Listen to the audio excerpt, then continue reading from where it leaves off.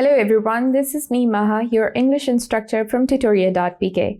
I hope you all are doing good and are in great spirits. In today's lecture, we are going to discuss Unit 11, जिसका नाम है Great Expectations. So first we'll discuss difficult word meanings extracted from first paragraph. First difficult word is expectations. इसका meaning होता है the feeling that good things are going to happen in the future, यानी तवक्कुआत. Second is manhood. It means the state or period of being a man rather than a child. It means jawan mardi. Let's move on to the explanation of first paragraph. First paragraph में हमें ये बताया गया है जो ये chunk है जिसका चैप्टर बनाया गया है वो एक्चुअल में नॉवल में से लिया गया है जिसका नाम है ग्रेट एक्सपेक्टेशंस और इसको चार्ल्स डिकिंस ने लिखा है.